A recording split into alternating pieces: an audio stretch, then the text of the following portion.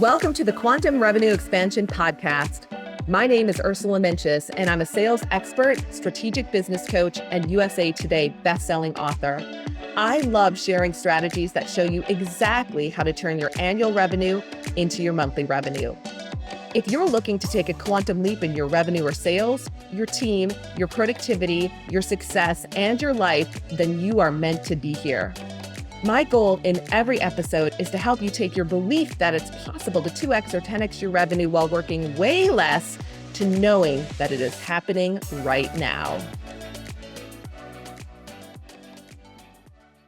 Hey everybody, welcome back to Quantum Revenue Expansion, the podcast where we talk about turning your annual revenue into your monthly revenue. Super excited about today's podcast because Rebekah Hall is back in the house. Everybody loves it when Rebekah comes to visit. She's a master coach at Ursula Inc. and we've known each other for over a decade or more. She's coached like 5,000 million people. I don't know. She's coached thousands of business owners, including many, many, many in our community. And she's helped them grow, massive streams of income. She's helped them scale their businesses. In our world, I love to talk masterclasses for sure, masterminding, sales, marketing, all the woo kind of world stuff as well. Whereas Rebekah, although she is woo, she plays in the systems, processes, financials, all the stuff that we would say isn't super sexy, but she's really good at it. So we will have her bio in the show notes. You can learn more about Rebekah. Rebekah, good morning. I know you're in San Diego today. How are you? It's summer officially. So it's hot and my allergies. So this is going to be like Puff Becca. That's it. Puff Coach Becca. No, this is going to be fun. I'm excited for this show. Yeah. So today's show is called Ask Me Anything. And Rebekah, Ask Me Anything Unscripted, because Rebekah and I have created some questions. I have no idea what she's going to ask me, and she does not know what I'm going to ask her. So we're going to dive in a minute. The only thing I want to say is if you haven't downloaded the Belief Zone Masterclass, it's Trisha has created this beautiful package for you. She's put it together. It's in the show notes, and it's an opportunity for you to dig into your quantum revenue container. What's getting in the way? What are the limiting beliefs that are stopping you from creating that next level of revenue, and what needs to happen so that you can collapse time and actually get there faster? So if you haven't grabbed that yet, it's our free gift to you. So definitely download that. Without further ado, though, I'm going to ask Rebekah the first question. So she has no idea what's coming at her. And I mean, at the same time, these are questions that I think our listeners would be interested in. These are questions that either our clients have asked her or I think they would be interested in as well. So are you ready? If you haven't, take out a pen, piece of paper, because I guarantee you're going to hear something today that you're going to want to write down, or you're going to want to come back and listen to the show again because something's going to be sparked for you. So I have 3 questions. What do I want to start with? Okay, one of the things, Rebekah, you're known for in our world. This is probably not super exciting, but you're going to make it exciting. It's time management. It's the one thing that people don't want to deal with, but they have to deal with. And, in your experience in working with thousands of clients, knowing all the things you know about time management, what you've done with your clients, if you were going to help a CEO streamline their time management issues, where would you begin with them? And then I have some follow-up questions on this one. Well, the discovery is always the most painful part. And I think what's interesting is, we always know what our shortfalls are, right? I should have done this, or I know I should be doing this. And time management definitely comes up.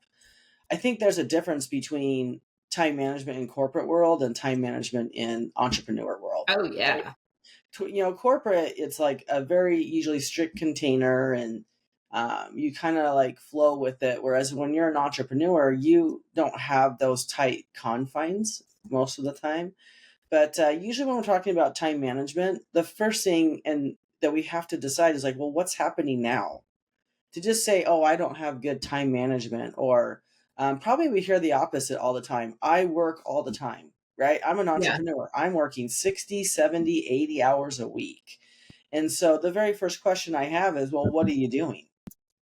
So for a lot of clients, and this will be a big selling point, right? If you want to work with us, I make you write everything down that you do for 2 weeks. I'm like, this is the part that you're not going to like. But yeah, I mean, like, how do you measure something? How do you analyze something if you actually don't have data? And so to have like ambiguous data of like, well, I work all the time, or I feel like, this, I feel like, I spent a lot of time on this. And part Mhm. of it is when we attach that feelings to stuff without data, we usually get disappointed. So, yeah, tracking, so that we can say, okay, well, what's happening? And then what's really nice about that is then what do you want to have happen? Yeah. What would you like your time to look like? If you could design your perfect day or your perfect week, what would that look like? And I think, that's what people don't realize what is possible. We don't look at things because, it might be embarrassing or we might shame ourselves or whatever. And so it's funny when I work with people on time management and we talk about what they want. I'm like, if you want to Netflix and chill, I don't care. That's fine. Let's get it in the calendar. Like Yeah. there's nothing wrong with it. So yeah, tracking, the very first thing we do is what the heck are you doing with your time and really looking at it. And people learn a lot when they track their time for 2 weeks. So I'm curious about that because, I know many of our clients have reported back after they've done that, and then they've gone on to build their plan. And of course, Melissa Swink's been on the show and she's done probably your 720 process a couple of times already. And I know Melissa went from saying, she's working all the time to, she takes every Friday off and she's still maintaining 20 to 25 hours a week. She has a daughter, like she's talked about that a lot. And like that was a result of really digging into where she wanted to spend her time at work and outside of work. So from, just from your perspective of working with lots of clients, like what do they usually discover when they track their time? Yeah. So number one thing, distractions. Mm, We live in a world where somehow we've like, if someone texts me or I get a notification, I have to respond to that right away. And it's just not true. I always joke, like, back in the early 80s, like if someone called you and you didn't answer, that was totally fine. They didn't right. even worry about you. Like, Right. I guess I'll see him in a couple of weeks. So, we've created this like urgent instant gratification. Like, even think about it. If you're texting somebody and they're texting you back, but it hasn't come through yet and it's just the three dots, you'll sit there and stare at your phone waiting for the stuff to come in. So I think that's number one is they get really surprised at how many distractions they have. And I think the other thing too is how much they're busy versus productive. They're Mm, responding to all the things. And then I would say the third thing is they actually don't consider their personal life. A lot of entrepreneurs will do work, my business is first. And if I just go really hard and I work all the time, but there's going to be like some breaking point where all the money's coming in and then they can go do the things that they want or they can go spend time with their family. And I just haven't seen it like that. Like you will always maintain your business. It's never set it and forget it. So schedule the life that you want. Like where's your date nights? Where's your fun time? Where's your me time? And there's a lot of studies out there that show when you take breaks, mhm. that you will actually be more effective, more productive, etc. Like I just 100-hour weeks in your business don't mean success all the time. I'm Yeah. sure there's someone that's going to be like, oh, I worked 100 hours a week for 10 years and I'm a millionaire. That's great. I also know people that fell over and they became a millionaire. So, I just think balance is really important. And when you give yourself that, when you really take care of yourself, your business actually gets taken care of as well. So Mhm. I I love think that's, that. When you take care of yourself, your business gets taken care of. And I mean, to your point about we don't work corporate schedules in the entrepreneurial world, but I think so many of us do. We're so programmed to be at our desk for 8 hours a day. It's just like 8 hours a Mhm. day. This is my job. This is what I'm doing. But you're not, and you were alluding to this, you're not working on the things that are productive, right? And those are what we call needle movers. Like, what are the things that actually move your business forward? Marketing, sales, team, like those key pieces that you as the business owner really need to be focusing on because everything else will take your time if you let it. So Oh yeah. awesome. All right, I love it. So we talked about time management. All right, that was my first question. So I'm gonna ping it over to you. What's your first question for me? I'm so excited. So what do you think? because you are always about numbers too. Like when someone is trying to get to something, you're like, well, what's one thing that's not true about that? Or what are two things that you could be doing? So I like copied that. I was like, what is one thing that can stop success in business that you've seen with our clients? One thing that can stop our success, like client success that I've seen, to the thinking process, but really it can be it's the core beliefs in my, as I'm kind of sorting through this. There's like limiting beliefs, right? There's limiting beliefs about can I really 2x my sales? There's pieces of that, but underneath that, there's a core belief, and that's what we want to get to. And one of the things I've gotten really clear on over the years, doing work in NLP, neuro linguistic programming, and psychology, like I had to get a master's degree in psychology. I've just been studying and studying and studying.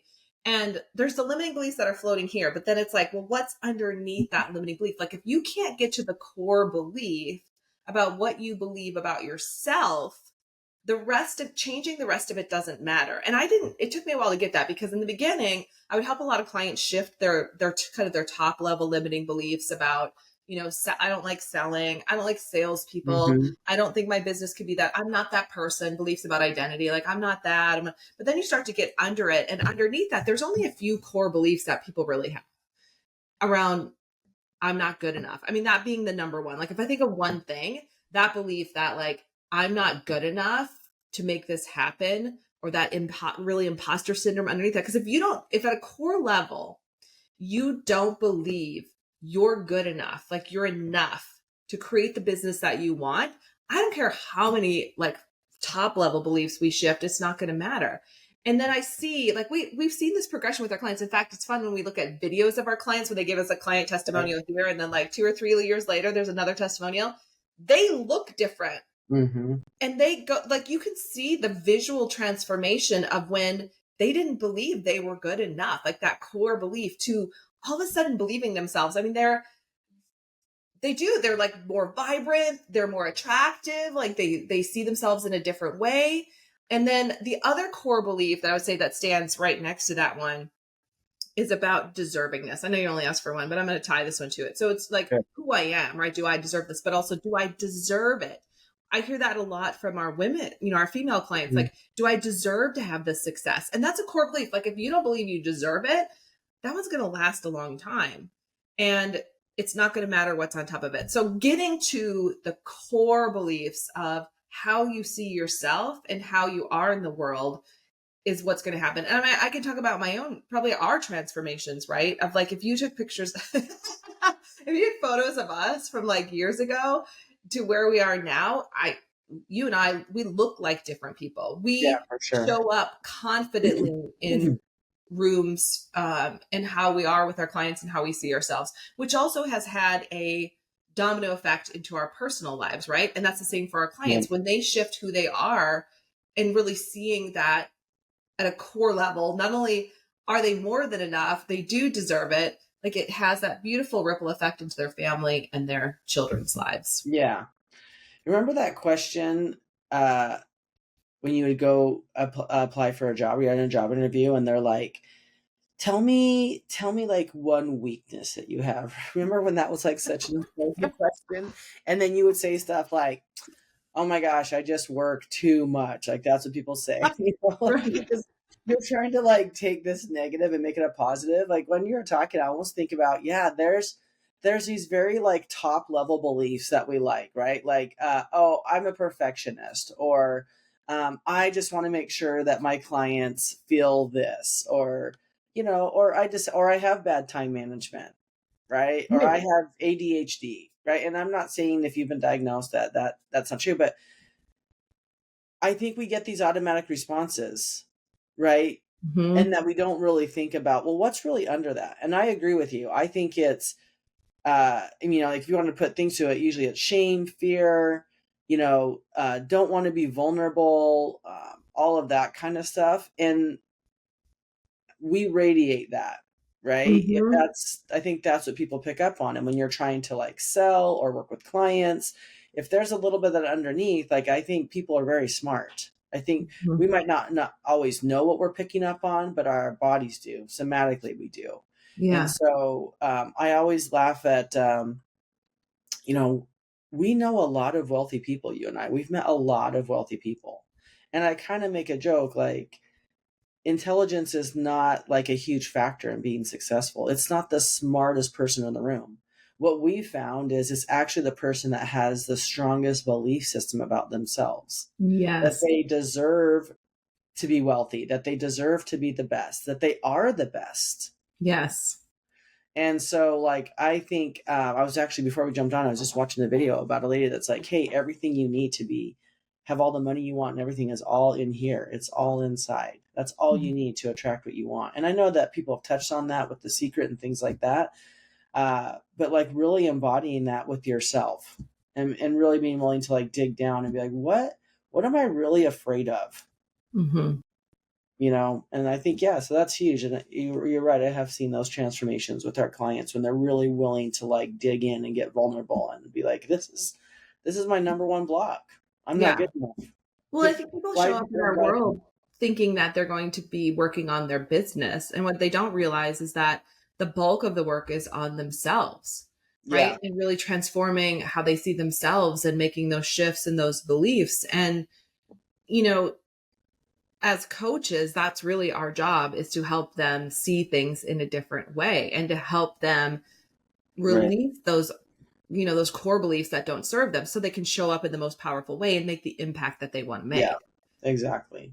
Yeah. Every successful entrepreneur at some level has mindset coaching or internal. They are definitely working on themselves. They have practices, whether they meditate, they do, you know, fire walks, like whatever. It's definitely a digging down underneath. They all have that practice. That's true. You know, it's as you know, I think our listeners know, we all, Rebekah and Jess, your wife, you have 5 children. I have 1 child, but we like seeing this through our children's eyes too. Like having a 10-year-old's been really interesting, and seeing him, it's like, as a mom, I ask myself this a lot, like, how can I help him see himself, see his own, Right. you know, innate greatness that's already there.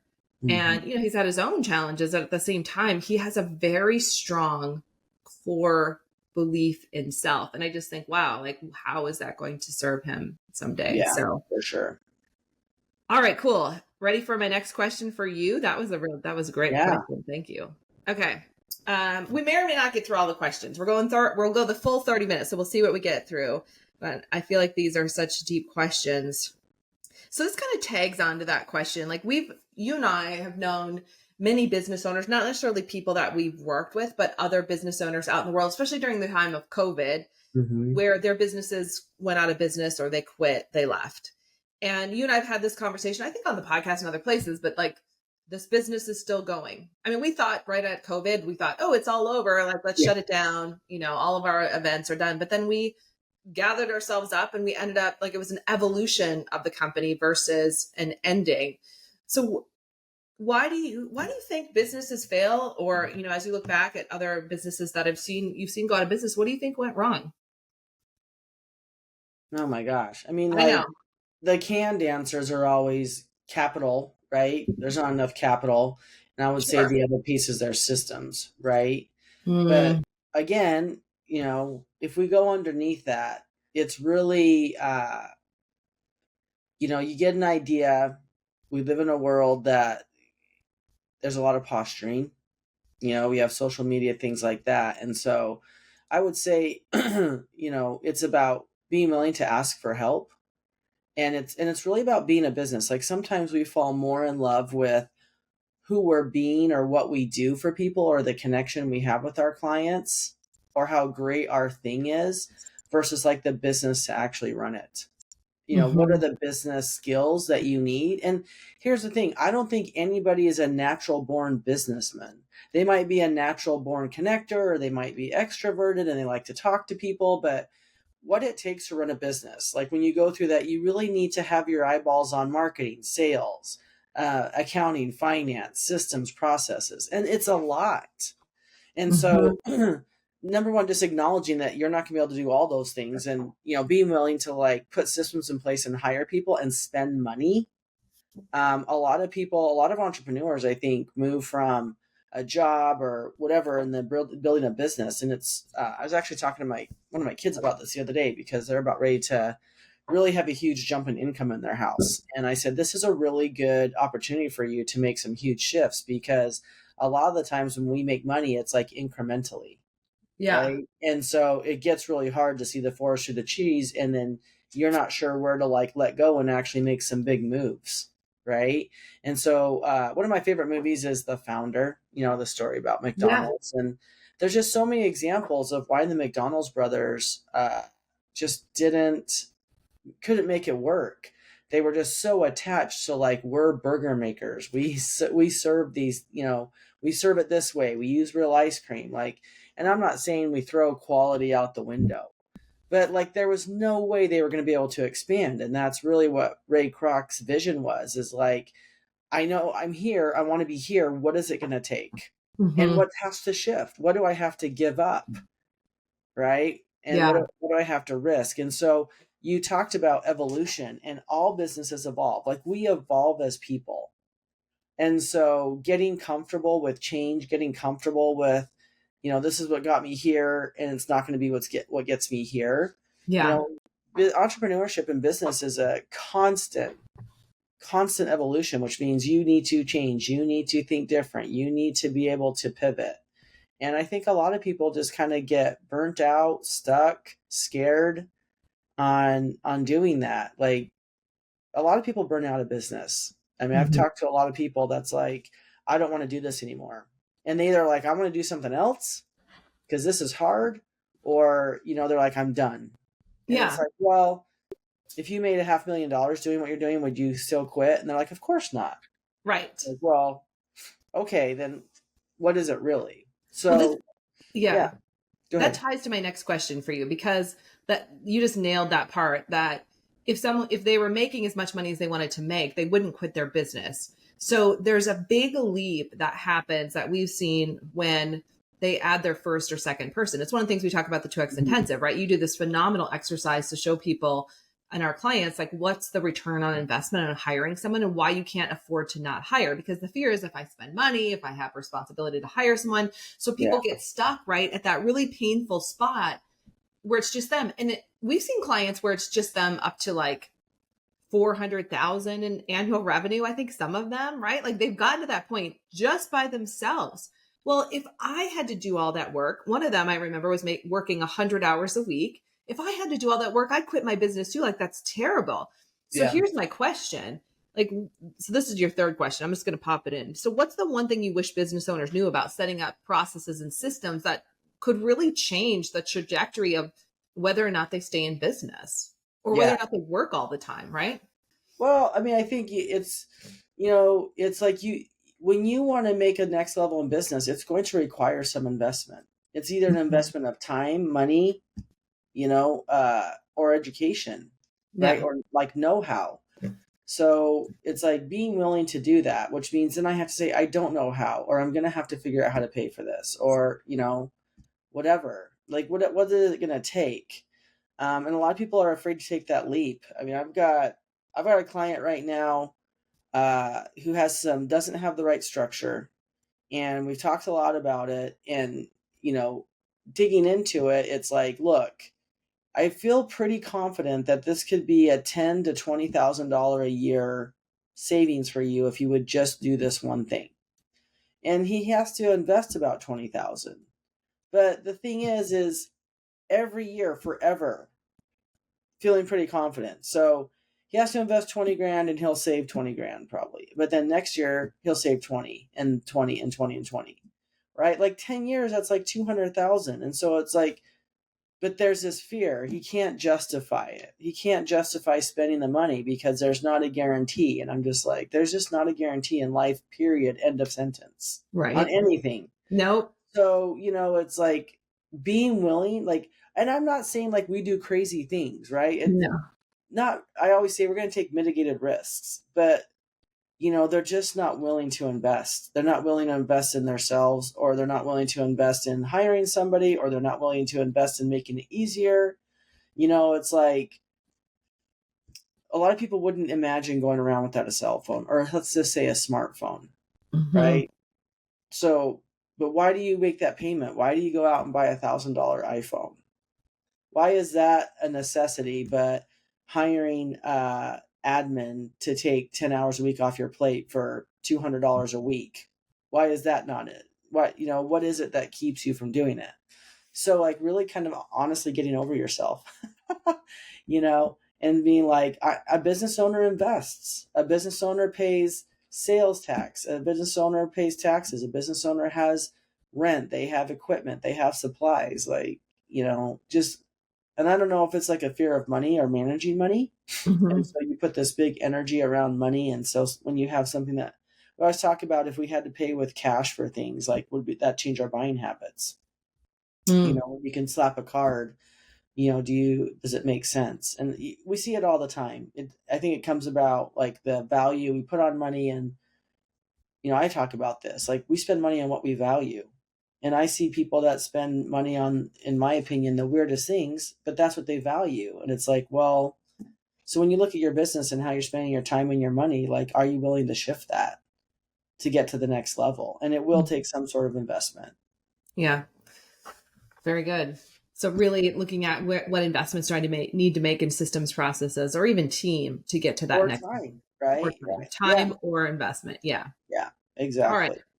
I love it. Okay, I think we have time for one. So I've asked all my questions. So Okay, maybe one more question. Well, let's get through. I got two because I think it's going to be good.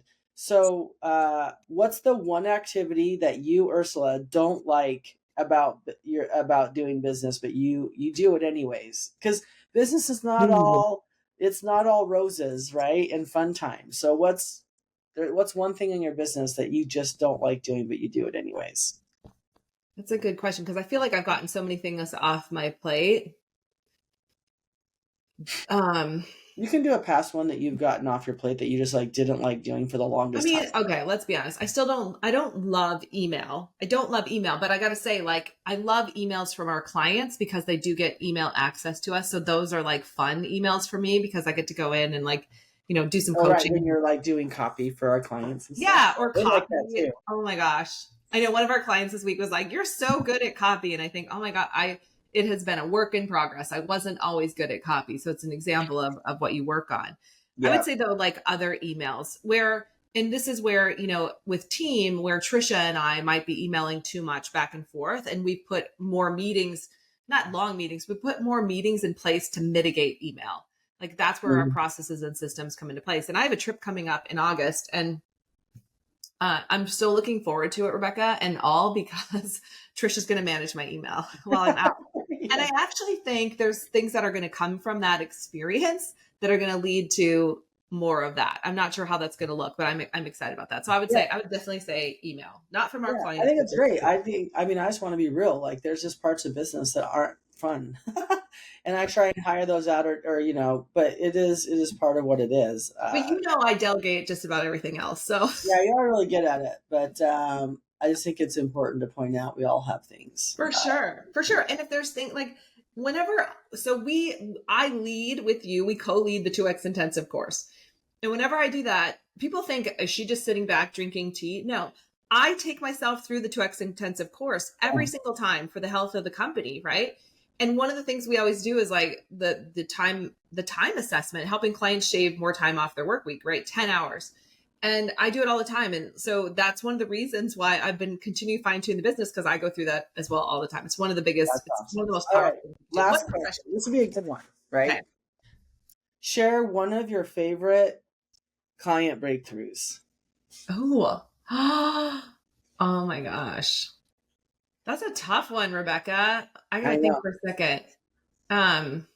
Okay, there's two that come to mind, but it's kind of for the same reason. Okay. And I'm not going to disclose who the clients are, but here's what I'll say in general terms about their breakthroughs is that they had financial goals in their business that would literally set them free in their lives.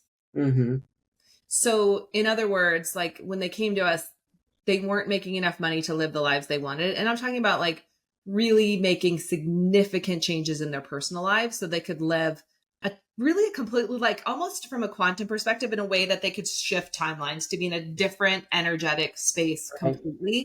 And for both of those clients and more of our clients, but two that really stand out, like their lives will never be the same. And their children's lives are not the same. And we know some of their children too. So like we've seen their That's true, children yeah. grow their businesses as well. So that to me is just like having that legacy of impact in the company that has had a ripple effect into future generations. Like that's the cherry on top for me.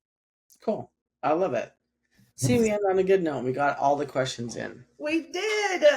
Rebekah Hall, thanks for hanging out with us again at Quantum Revenue Expansion. We appreciate you and all that you do for our clients. Thanks for being here. Thank you. Fun. Maybe we'll do it again. Or maybe people can send us questions. I would love that. That's actually kind of, see, you're so intuitive. That's kind of like the setup. That's one of the things I want is for our listeners, if you have questions for us, we would love to do this again, but with your questions, you can email those questions to contact@ursulainc.co. and Trisha will curate those questions. So that's it for this week, everybody. Thanks for hanging out with us. Make this your most epic month yet. Bye, guys. Thank you so much for tuning into today's episode. If you loved what you heard, be sure to leave a review on iTunes so I know what you like and can create content that guides you to up-level your business even more. If you want more strategic business tips, follow me on social media. You'll find me on Instagram, Facebook, TikTok, YouTube, and LinkedIn. And you can visit my website at www.ursulainc.co. I love being on this journey with you and can't wait to connect with you on the next episode. In the meantime, make this your most epic month yet.